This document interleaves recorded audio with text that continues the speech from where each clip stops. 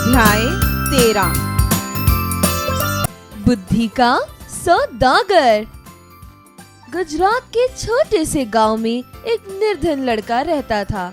इसके पास आजीविका का कोई साधन नहीं था।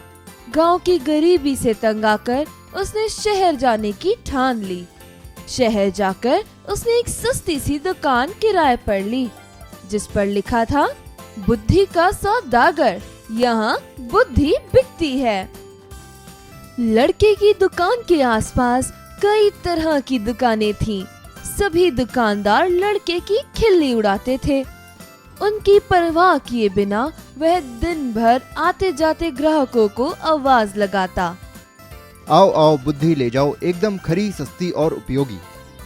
बुद्धि के सौदागर की दुकान पर एक भी ग्राहक नहीं आया।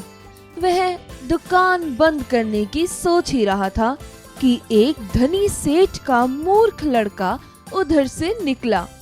उसने सोचा, पिताजी मुझे निर्बुद्धि कहते हैं, क्यों ना मैं बुद्धि खरीद लूं?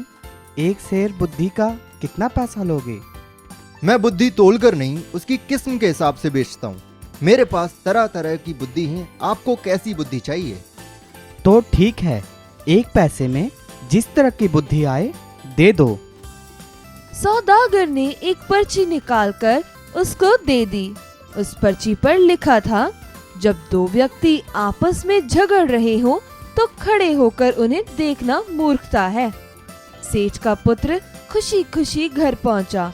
अपने पिता को कागज की पर्ची देते हुए बोला, देखिए पिताजी, मैं एक पैसे में अक्ल खरीद कर लाया हूँ। सेठ ने पर्ची पढ़ी और बोला, मूर्ख, एक पैसे में ये क्या लाया है? ये बात तो सभी जानते हैं, तुमने मेरा एक पैसा डुबो दिया। फिर सेठ बाजार गया। उस लड़के को बुरा भला कहते हुए बोला, लोगों को लूटते हुए तुम्हें शर्म नहीं आती? मेरा एक पैसा वापस करो। पहले मेरी सीख वापस करो, मैं तब पैसा वापस करूंगा। कैसी सीख?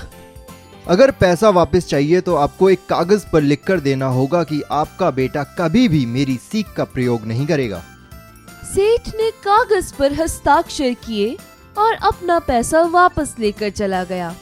एक दिन उस नगर के राजा की दोनों रानियों की दासियों में झगड़ा हो गया। वहीं सेठ का लड़का भी खड़ा था। फिर क्या था, दोनों दासियों ने उसे अपना गवाह बना लिया। झगड़े की बात रानियों तक पहुंची। दोनों रानियों ने लड़के से अपनी अपनी दासी के पक्ष में गवाही देने के लिए कहा। सेठ और उसके बेटे के होश उड़ गए।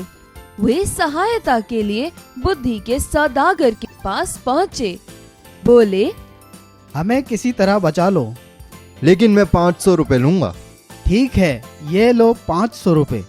देखो, जब गवाही देने के लिए बुलाया जाए तो पागल की तरह व्यवहार करना। बुद्धि के सौदागर ने उपाय बताया।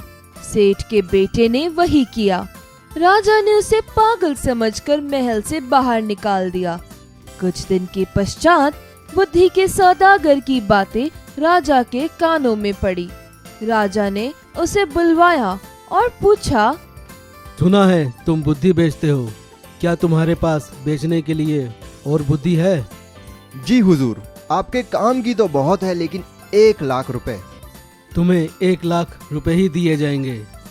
सौदागर ने एक पर्ची राजा को दे दी। पर्ची पर कुछ लिखा था। राजा ने पढ़ा, किसी भी कार्य को करने से पहले विचार कर लेना चाहिए। राजा को यह बात बहुत पसंद आई। उसने महल की सभी जगह यह वाक्य लिखवा दी, जिससे वह इस बहुमूल्य बात को कभी न भूले और ना ही कोई और भूल सके। एक बार राजा के एक मंत्री ने वैद्य के साथ मिलकर षड्यंत्र रचा और राजा की दवा में विष मिला दिया।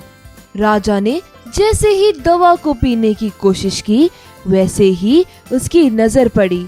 कुछ भी करने से पहले खूब सोच लेना चाहिए। राजा ने प्याला नीचे रखा और दवा को देखकर सोच में डूब गया कि पीऊं या नहीं। वैद्य और मंत्री को लगा कि उनका भांडा फूट गया है। वे दोनों राजा से क्षमा मांगने लगे।